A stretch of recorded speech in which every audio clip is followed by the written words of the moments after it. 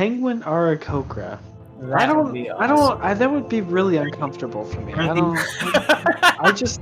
They're the Imagine a penguins alone. 20-foot wingspan penguin. They're the only. Would they have feathers, or would they still be sleek and? They would have. Can they swim? Do they still like flop on their belly to go like launching into the sea?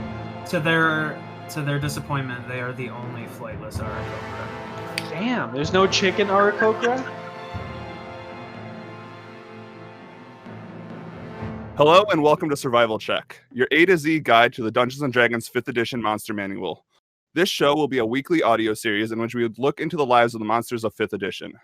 We will be covering a bit of the monsters' history and origins, their current standings in 5th edition, a look at their stat blocks, and most importantly, we will be talking about our thoughts on running these monsters and encounters and how you can use them to enhance your games. I will be your host. My name is Zach, and I will be taking you on this journey through the Monster Manual. During this journey, I will be bringing along my friends and fellow Dungeons Masters. If you guys would like to introduce yourselves. Hey, I'm Anderson. I've been DMing for about 4 months. Still pretty new to it, but been a D&D player for coming up on 4 years. 5th edition only. Haven't played any other TTRPGs. Right. Tevis, Shayne. I am Tevis. I DM'd, I don't know, maybe about a year. I don't know. How long ago was that? That was been a bit. Yeah, it's been like 2.5 years ago. I ran a campaign with Zach and Shayne. But DM'd a little here and there with like people that I worked with. So I'm a little rusty on my knowledge. All right. Thank you, Tevis. Thank you, Anderson. Shayne. Hi, I'm Shayne. I have been DMing regularly for a little over 1.5 years, and I've been a player for Zach, help, like 4 years. Your start, Yeah, my start. we all started, I think. Yeah, I started like the campaign between all of us about like 5 years ago. Okay, so holy smokes. Yeah, I've been a player Has it for been 5? Yeah. Feels like 5. It sounds right. I mean, Okay. So, to be a little more accurate, I've been DMing for almost 20 months and a player for almost 5 years. Yeah, it's been a crazy 5 years, too. You're not kidding. Yeah, so I should have introduced my history, too, being the host. But, I'm the host with the most, not the host with the biggest brain. My name is Zach. Like I said, I've had experiences with tabletop role-playing games for around 7-8 years now. I've started with Pathfinder as a player. I played in a couple campaigns there. Then I moved to 5th edition, played as a player. And then, as Shayne noted, about 5 years ago, I started a campaign with a big group of people, a lot of my friends. I have had Shayne, Tevis, and Anderson all as players. Through those 5 years, I've ran a bunch of one-shots, a bunch of campaigns, and I've actually, just a couple months ago, we just finished a first level through 20th level campaign that lasted about 3 years. Yeah, so let's continue and move forward and start this journey as we start with the bird people of D&D, the Aaracokra. What do you guys know about them? Have you ever used them? Have you ever played them? Because it is important to note, Aaracokra are one of the few monsters in the Monster Manual which became playable races. So has anyone played one? Has anyone used them in their campaigns? I believe I theory crafted a few Aaracokras, but I've never actually played as one, and I'm not sure if I've ran into any of them as a player either. Tevis, Shayne, you guys? I've never played one, but they are in the world that I run, but my players have not come across them. So eventually, maybe I'll get to play with them a little bit, but they're kind of just doing their own thing right now. Yeah, definitely. I think the only time I've ever used or even thought of involving this with anything I was doing was when you played an Aaracokra monk, shadow monk, in this battle royale that we had. I remember. Yeah, that was a lot of fun. And I remember it was Halo themed, so there were a lot of I don't know, just imagining it in my head, the shadow monk just kind of blinking all over the place, because you were kicking ass the entire time. Yeah, I don't think anybody. Yeah, yeah. I remember. Yeah, the cool part of playing an Aaracokra as a monk too in that scenario was their movement isn't insane, but we will get into that later. Their fly speed is super cool. So it seems like we've had a limited experience with Aaracokra. I've played one and forgotten one, so I don't know what that tells you. It's kind of just hard for me to imagine them as a monster when Yeah. I wrote a lot about them.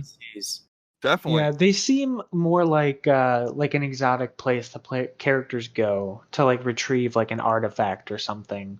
I don't know, like an exclusive tribal like place up in the mountains somewhere. I don't know. That's kind of how they're set up in my world right now. Yeah, They're a unique being to be found. because they look kind of holy in the 5e art. Yeah, and I guess that's a good segue. So all these things you guys are saying, like kind of holy, kind of proud natures, these top of mountains, top of trees, very like other. What do you consider like otherworldly? Almost like these creatures. They're not, like you said, they're not really. They don't feel like monsters. Yeah, They seem like they're on a higher level of existence. Exactly. yeah, like they're there for a reason. It's like up in the air, higher form, not like Yeah, They're alien, but not enemy. Right. Yeah, absolutely. Well, let's fix our eagle eyes on some of this Aaracokra history. God, I hate myself. Gone with the wind. Oh, expect so many puns for this. But yeah, You're blowing me away with them, really. I mean, yeah, we're birds of a feather. What can I say? All right, so let us start. As all these good points, and everything you brought up is actually in the lore of these Aaracokra. So one thing to start off with is let's wheel it all the way back to the 1980s. You know, that groovy time where none of us were alive. But yes, it only exists through videos, and Exactly. stories, encyclopedia. So, did you guys know that we're doing fun facts? The Aaracokra are actually one of the first monsters to make an appearance in Dungeons and Dragons. really. I did not know that. I mean, Yeah. they are first in the Monster Manual. They are with the double A's. They were back then too. So the Aaracokra actually made their first appearance in the Fiend Folio, which was the first Monster Manual. And according to, all right, we're going to do another fun fact. What do you think Aaracokra stands for, or what Aaracokra means? Are you telling me it's an acronym? Man. It's not. That's the craziest acronym. Oh my god. AARAKOCRA. What the? Creatures in flight? Nope. Much simpler. Oh, bird. All right. Air. One more word. There's air in it, right? Air. Birdman. Man-bird. Birdman is what Aaracokra means. So Oh. for everyone who looks at the word Aaracokra to be like, wow, that's a very intense word, it means Birdman. In what language? Bird. Dungeons and Dragons. In Dungeonese. In bird. So in the first edition, in the Fiend Folio, we do see them. We see the Birdmen, and they are much different than the 5th edition versions we have today. The first thing that stood out to me when I was doing research on this is we all think of the 5th edition Aaracokra as these more humanoid bird people. Like they have legs, they have arms, they have wings on their backs. Mhm. That is different from the 1st edition. The 1st edition, their arms are their wings. So they looked almost dinosaur-like. Okay. That sounds cool. Yeah, they seemed much more monstrous than we have today. Mhm. And Yeah. they also had 20 feet wingspans. That's crazy. That's huge. Or larger, yeah. I will get into 5th edition is also the same, if you guys didn't know. Really? Aaracokra- I didn't even. Yes. I didn't think of that either. When I saw that, I was blown away. The size I was thinking. That kind of like adds to the whole holy thing. It's just an intimidating Birdman. Yeah. And that's a good term, intimidating. Like Aaracokra at first look very holy, very noble creatures, which they are. They are neutral good. They've been neutral good since Fiend Folio. They are still neutral good in 5th edition. If you go off alignment, I'm not the biggest fan of alignment. I think it should be more fluid. But if you are playing it if you are playing Forgotten Realms type alignment, they are neutral good. They are good creatures. Okay. Unlike the Eberron thing where any creature can be good or bad. But back to the Aaracokra. So arm and wings connected 1st edition, 20 feet wingspan, really big. Something else to really note that has stayed from all the way 1st edition to 5th edition, which I did not know, and I think it might be the only monster in the Monster Manual that has this flaw. All Aaracokra are claustrophobic. Really? This was in the original Fiend Folio? It is in the Fiend Folio, and it is still seen in 5th edition, which Huh. makes sense. That's pretty amazing. That plays into them being in an open, like, tent city kind of aspect. Like, I always imagine, like, Aaracokra living on, like, the side of a mountain, you know, like, with huts and bridges and things built into the side, like, multi-layered. Oh, yeah. Exactly. We will get into kind of how they changed from 1st edition to 5th edition, where that even makes more sense, why they're still claustrophobic. We have a way to tell the difference between females and males of this monster and this species too, and which kind of very much represents how birds are in real life. Your males are going to be more brightly colored. They're going to be like reds, blues, all that different colors. Well, the females are more muted colors, which that comes through. That's something I don't really think of either, is like Aaracokras can be like bright toucan colors if you wanted them to be. Okay. So That also aligns with birds in real life, though. Exactly. Yep. Yeah. I suppose an Aaracokra could be any like Yeah. variety of colors in that way. Yeah. My favorite Aaracokra is a cardinal cocra. Cardinal Cocra. Cardinal Cocra. I dig it. Another thing to note, in the 1st edition they could live from 100 to 150 years. That is greatly reduced in the 5th edition. And the last thing I want to note on them being shown in 1st edition, which I think is really interesting, is that something they can still do in 5th edition is if you have 5 Aaracokras, you can summon an air elemental.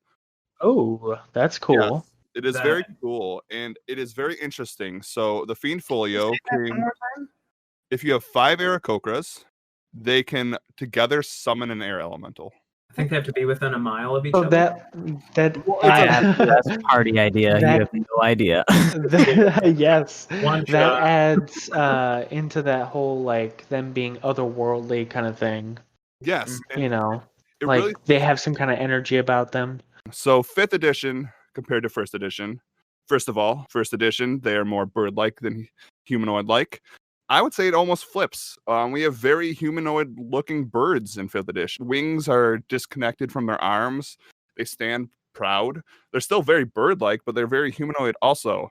But the main key difference here is, as you guys have stated before, I don't even know if you guys know the history of Aaracokra in 5th edition, they are from the elemental plane of air. That is their origin. They are not this world. In the 1st edition?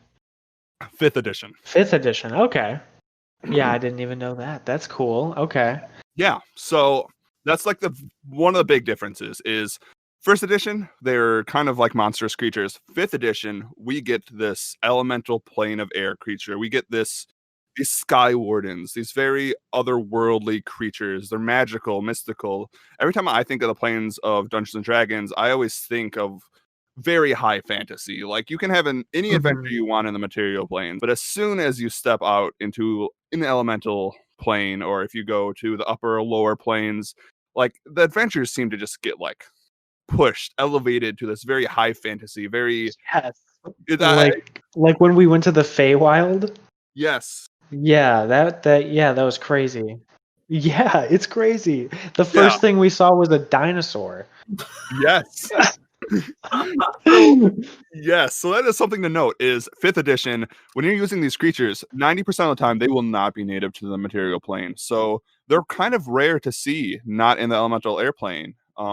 Elemental plane of air, I should say. Going across that, an interesting note about the elemental plane of air is most creatures born into that plane, including most of the Aaracokras, will fly for years upon years or months upon months without seeing land. So land is a very foreign idea to them. So if they are seen on the material plane, that is something you can play with. This idea of these very alien creatures trying to discover what is soil and earth. So they're from the elemental plane of air. They act as sky wardens.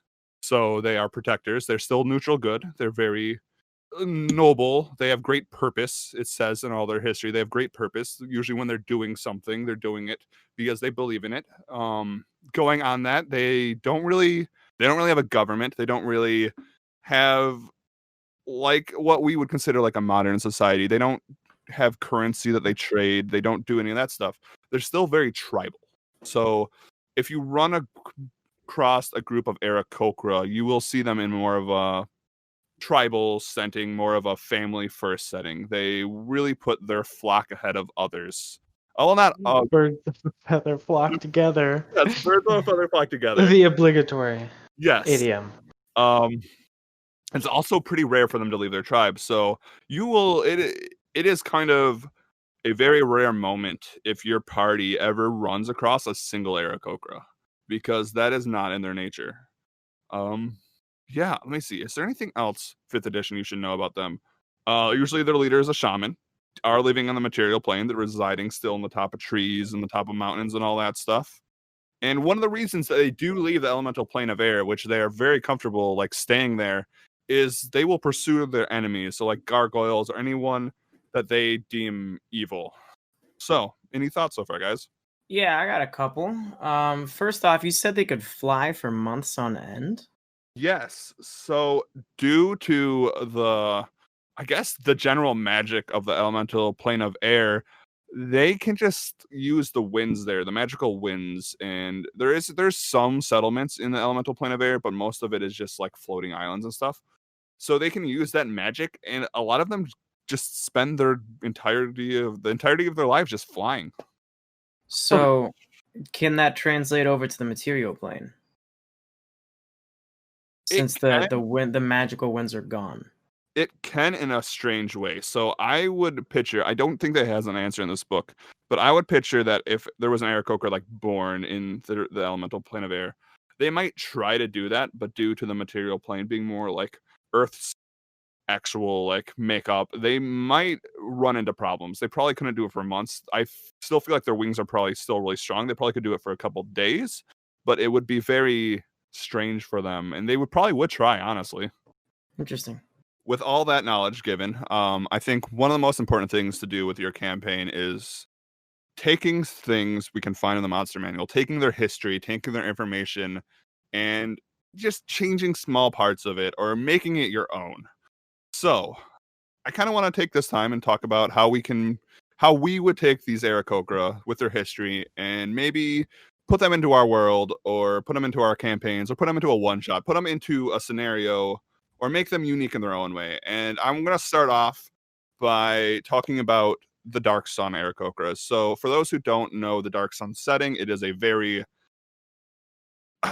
desolate setting. But a lot of bad stuff happened. The magic pretty much destroyed the world, and you have a lot of very dark takes on creatures and monsters. So the Dark Sun Aaracokras are more vulture-like. They're actually represented by looking like a vulture. Like they have the featherless head, they're dark feathered, and they're more scavengers.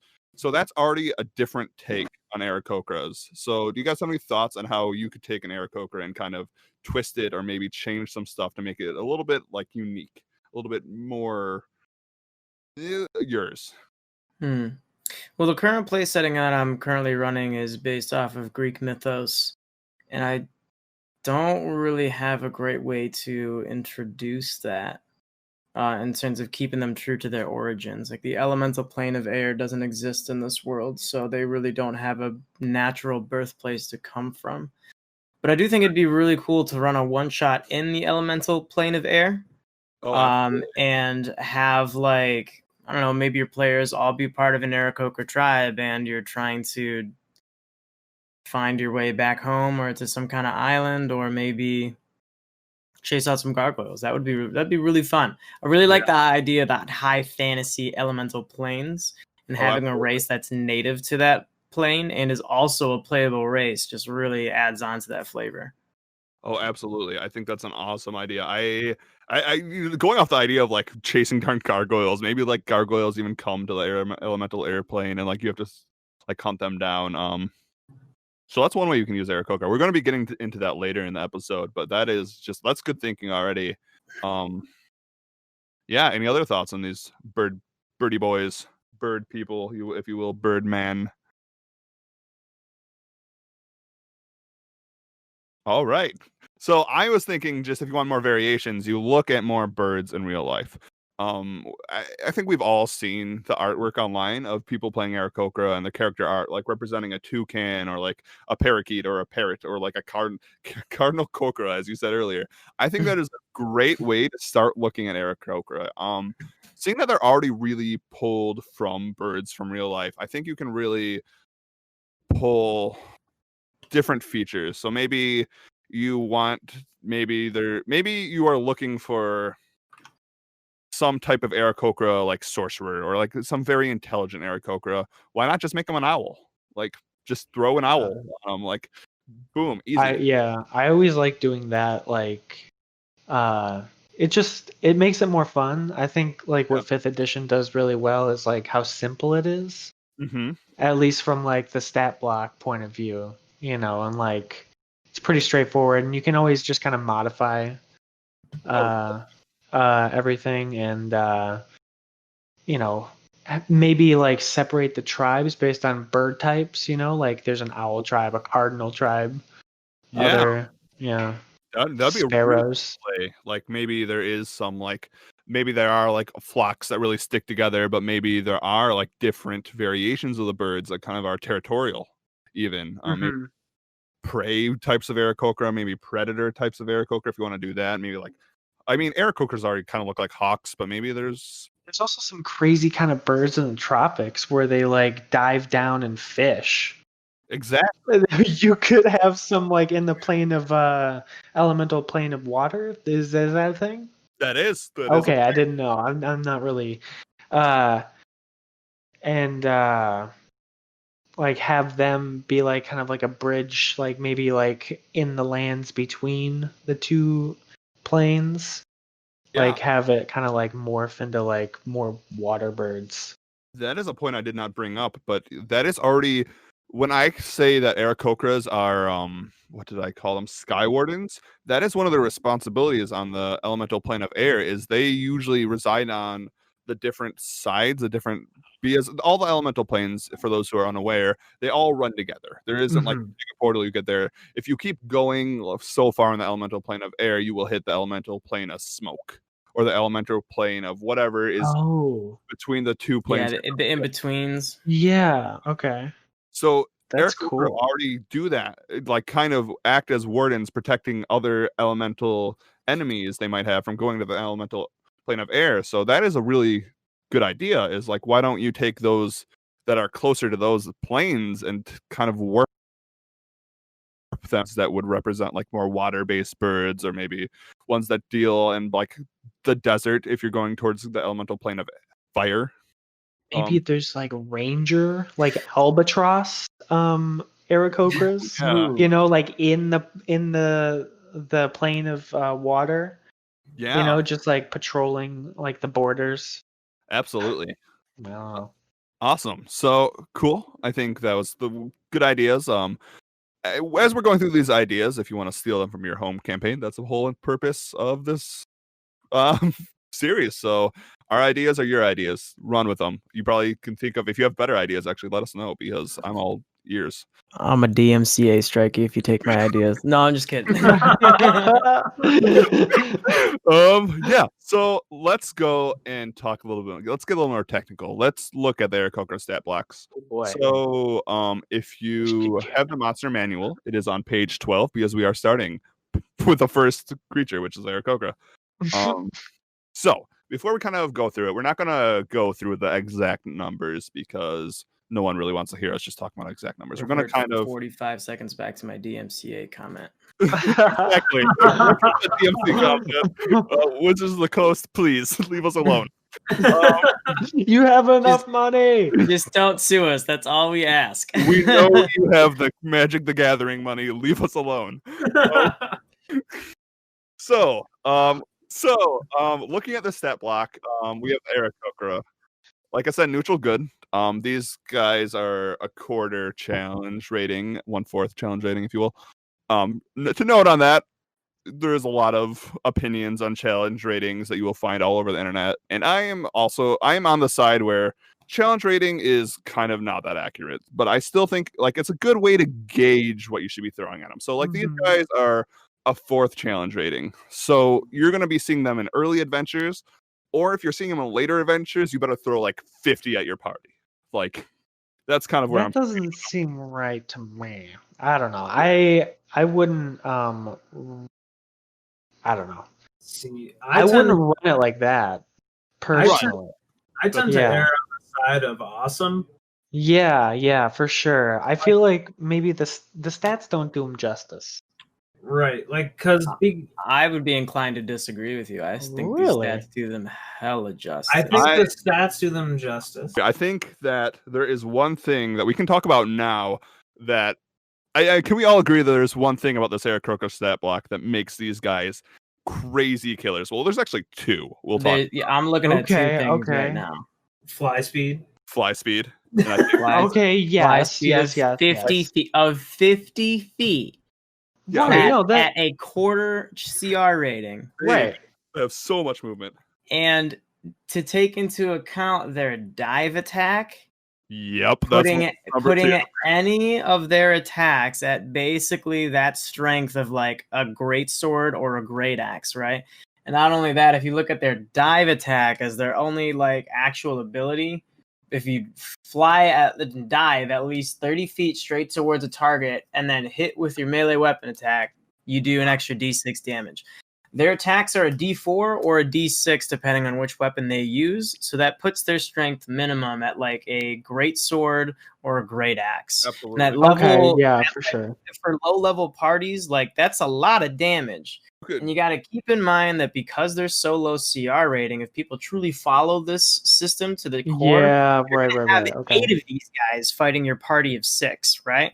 And with 50 feet of flight speed, let's say they are 30 feet above the party, they come down 30, go back up another 20, and on their next turn, go up 10, come down 30, and they can repeat this at least 3 turns before ending within range of the party if they don't have any actual distance to cover attacks. Dudes are straight deadly if you look at them. Okay. I guess I didn't look close enough. That's insane. They're pretty strong.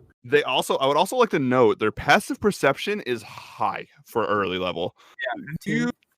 If your party is trying to sneak past these, which it makes sense, they're Aaracokra, they're birds, they have good vision.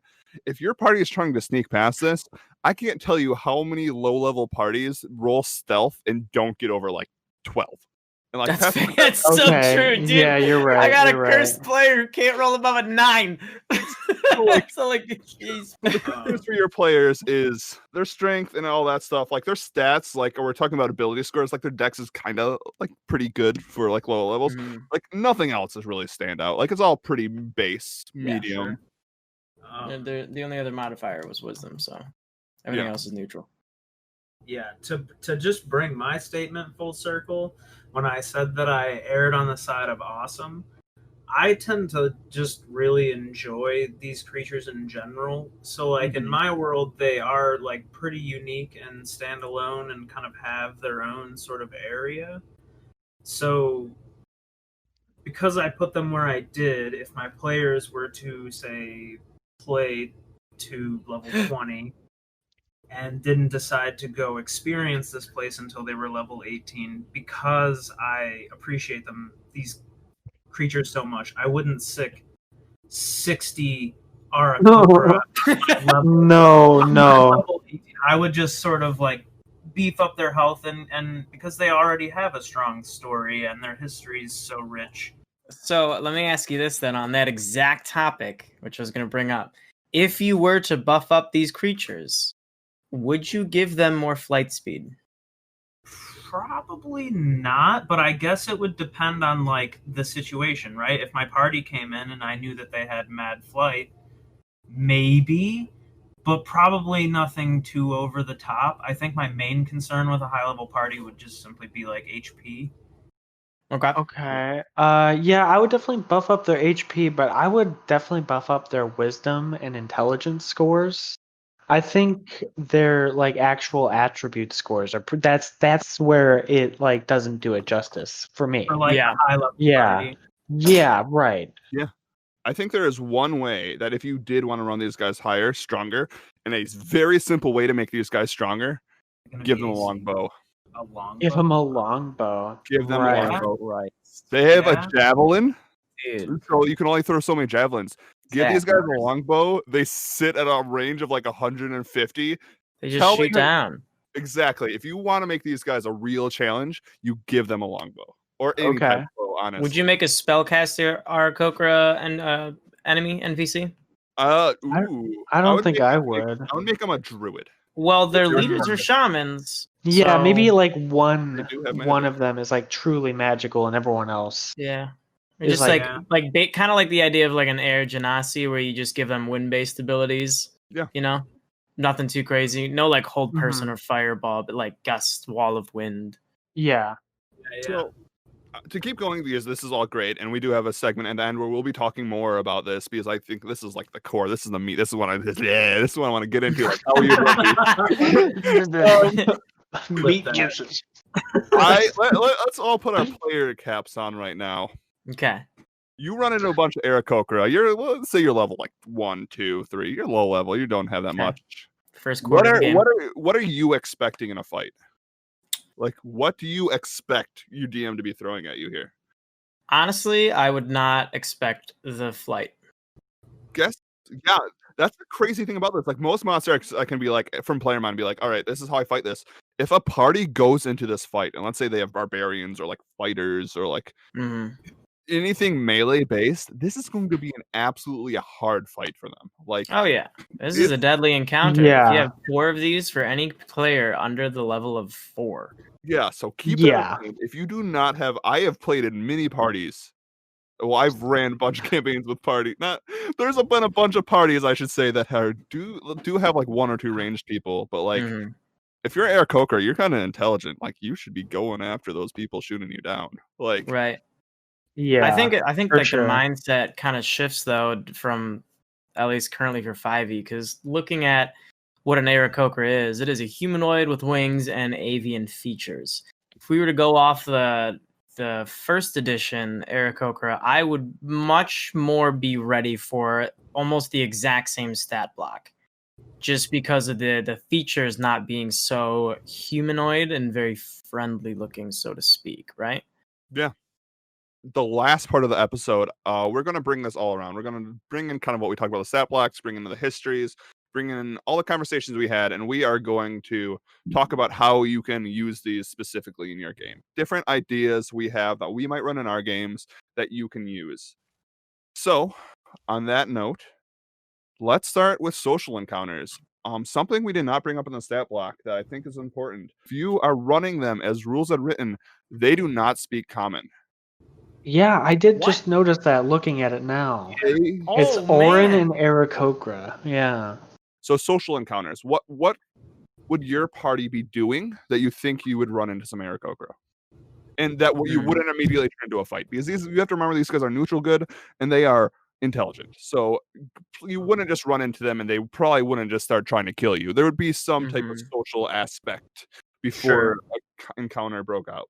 I think in the right situation, a creature like this is like totally likely to be talked into a peaceful resolve, even without common. Like someone like a druid or something could easily use druidcraft to just present them with like tokens of the forest or like gifts of the land or something like that to sort of just show them that they mean no ill intention and like they're just trying to pass through. Sorry, we didn't mean to ruffle your feathers. Absolutely. Oh my god. That's a very good point too, because it would be very rare if you're running into these creatures in a city. So you like the druid crafting stuff, you are most likely climbing a mountain, hopefully not dying because your DM has thrown a mountain at you,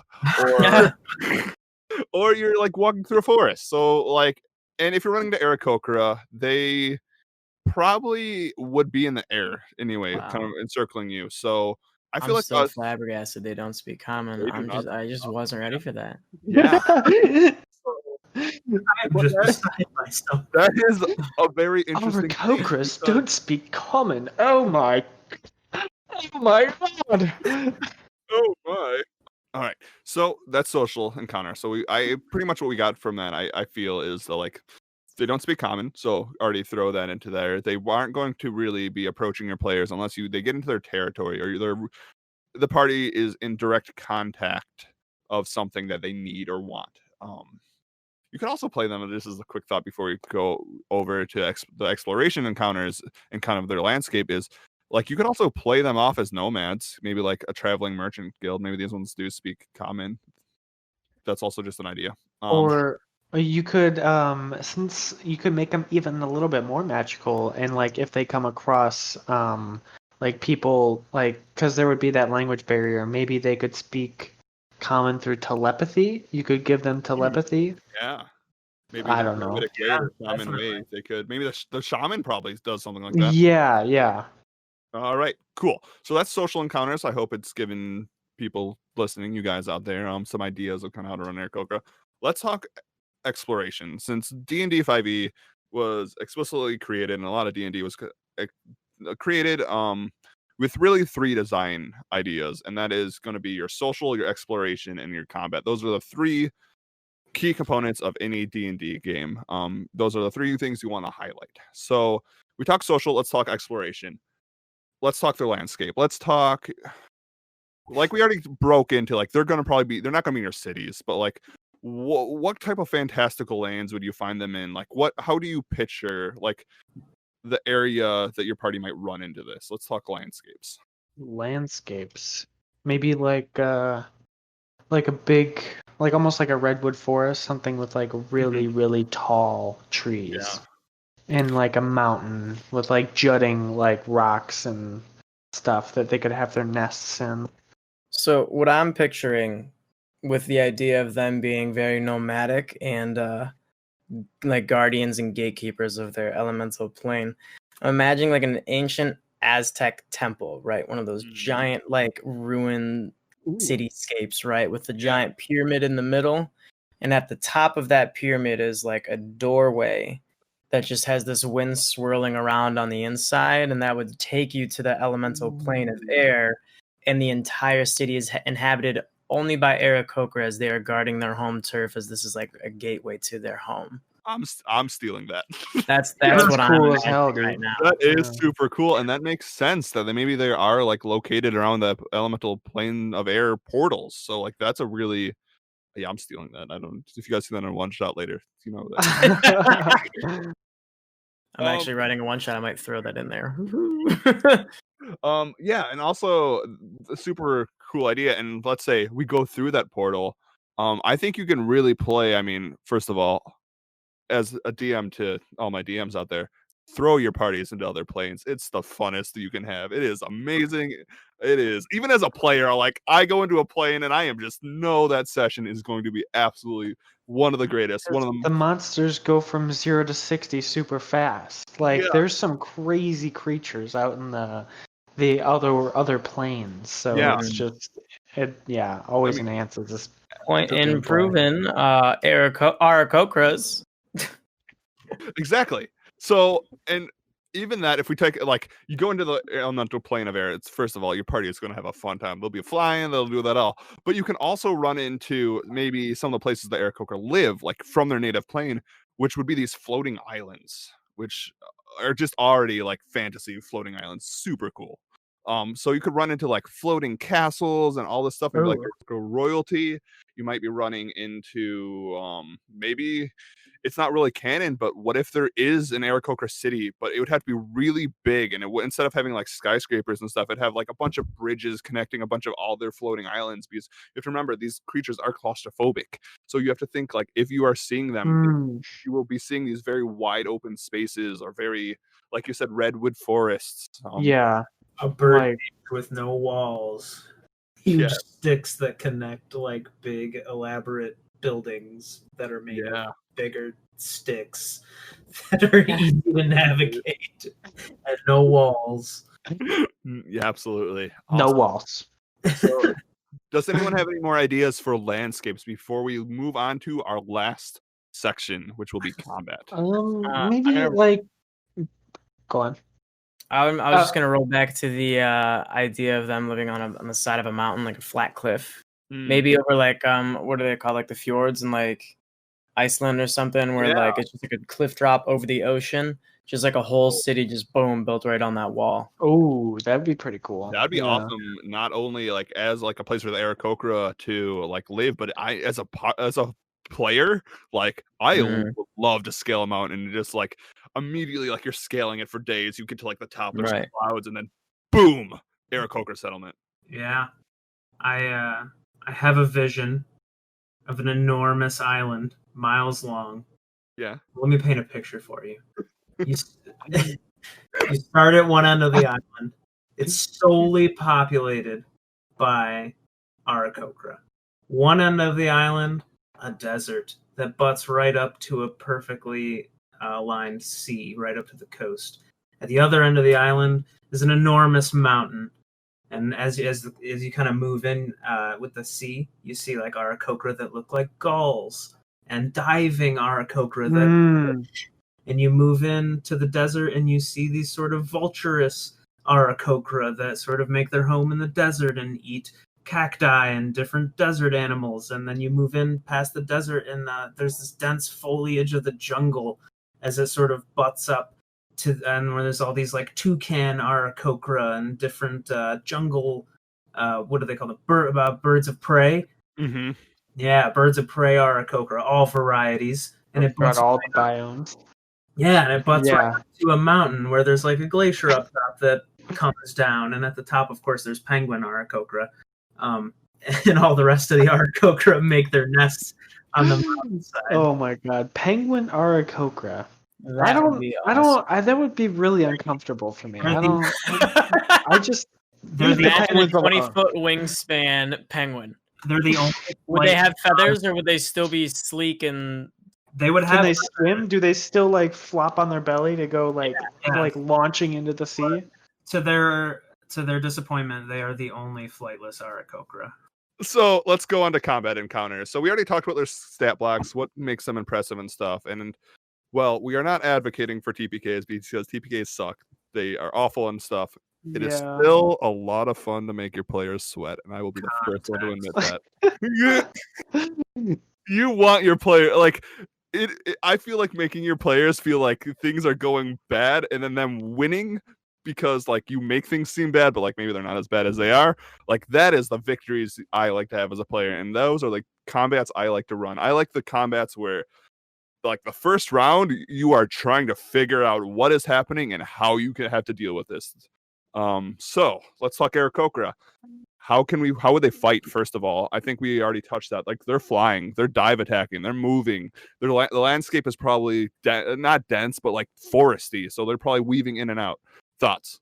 Like I'm imagining like maybe there is a not so good or nice party. They can't like talk to other cultures very well. They're very, I've never run out of their homeland. And they run into like a little like dispute in the middle of an encampment and like with the shaman or the elders. Yeah. And maybe there would be specialized Aaracokra. Like maybe there's like a scout Aaracokra up in the air with like really long wings and like a longbow.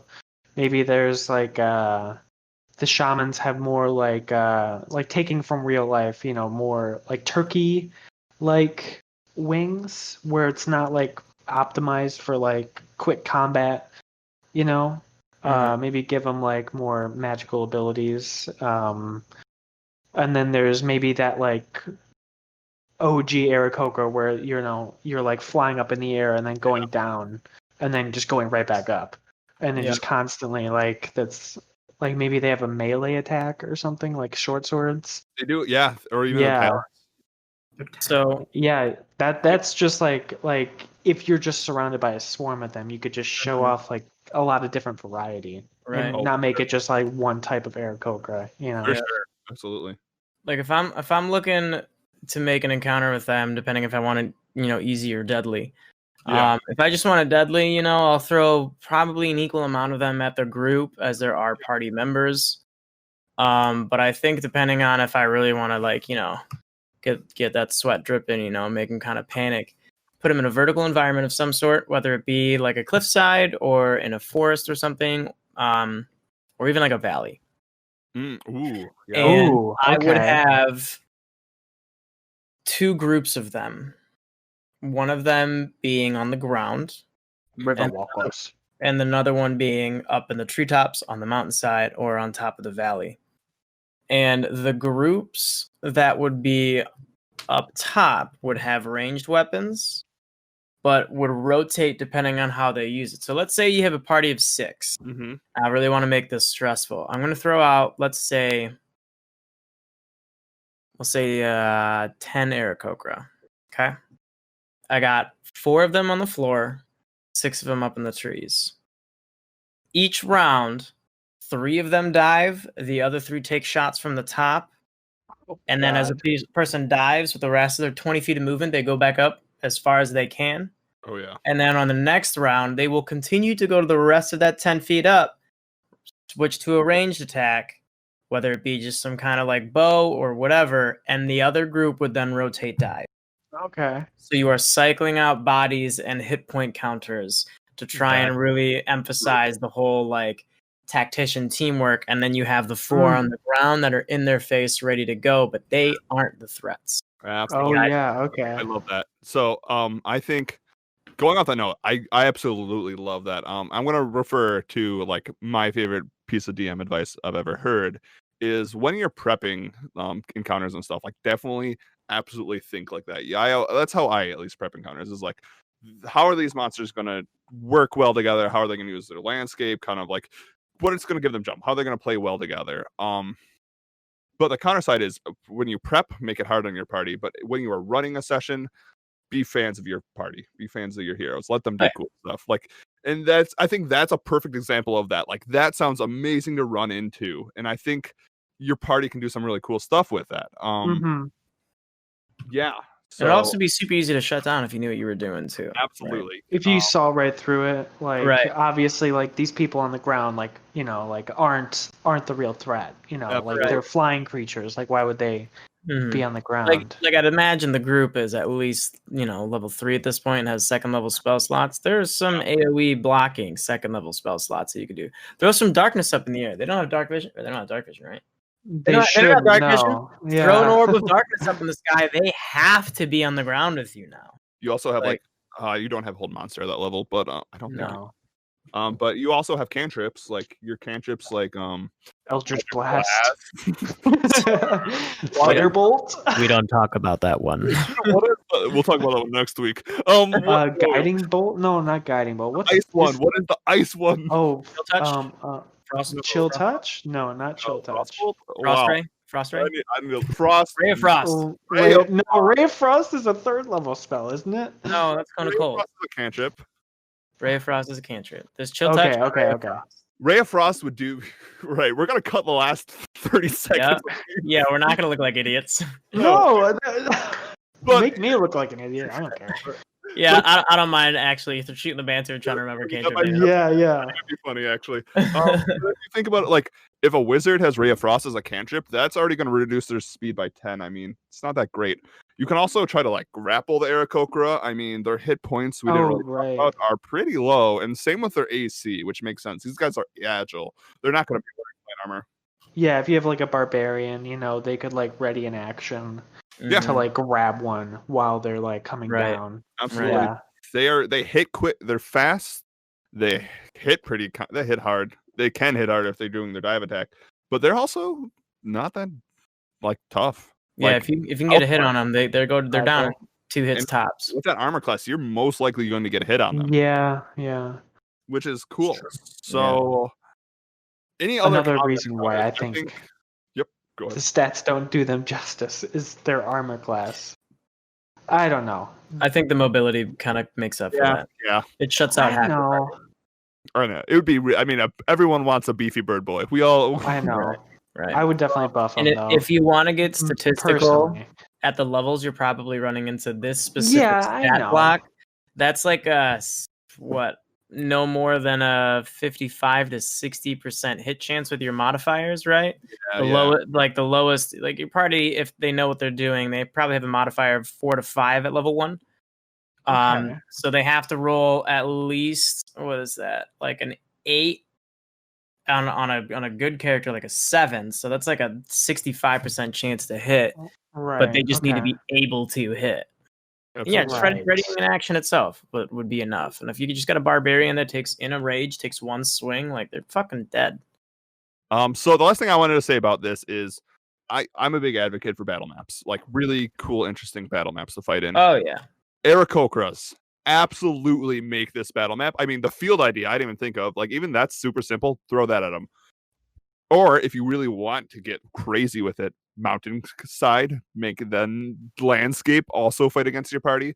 If you're in an elemental plane of air, maybe you have to jump across like rocks in the air. Like, you can do some really interesting things with where they fight because they don't fight in caves. You're not going to be fighting them in a tavern. Like, you can really play up the landscape because the landscape is either going to be really high up in the air in a very open field or in a different plane altogether. So you can really do some cool stuff with your fight here. Really cool landscape stuff. I always really love the fights I'm in when like, oh, I have to like fight this Aaracokra, he's flying away, but if I run 15 feet like straight, I'm going off a cliff. Like, those are cool fights to me. Yeah. Yeah. So with that being said, I would like to thank everyone for listening, everyone for viewing. Like I said, this is Survival Check.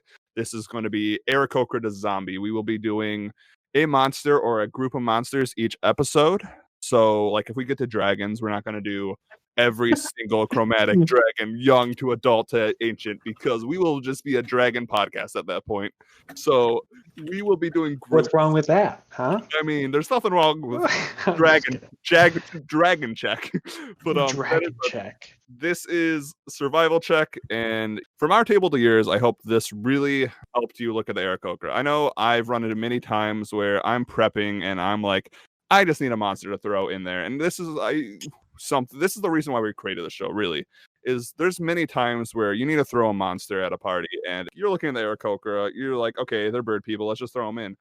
But like, you could do so much more with them if you just know a little bit more. So that's the whole purpose of this podcast / video series / whatever the heck this becomes. But again, thank you for watching. I hope this helps. Next week or next episode, you can join us as we go over the aboleth, the creepy nightmare squid. Which is man, that's going to be a lot of fun. Yeah, that's going to be a good talk. Is then an eldritch squid living under the town, controlling people's minds. But we will be talking about that next week. Thank you guys all. Do any of you want to say anything, any sign-offs before we end this episode? Thanks for listening. Yeah, thanks. Don't question them. Don't make them second guess being here. You properly thank them, sir. I appreciate your time. Just cut me. I don't know if I'm going to now. I appreciate your time. You can catch me live at twitch.tv/bringtheshayne. Oh, shameless plug. Shameless plug. Nice. I mean, plugs. We will be having an Instagram, a Twitter, and a YouTube page coming up. I will add those in the show notes because right now they have not been created. But can't tell you the Twitter URL or anything. But once they are created, I will let you know. We will be posting all of our episodes on hopefully Fridays. I mean, things are weird. We're all in a pandemic. And we will catch you next time. Peace. Be excellent to each other. Bye. Bye-bye.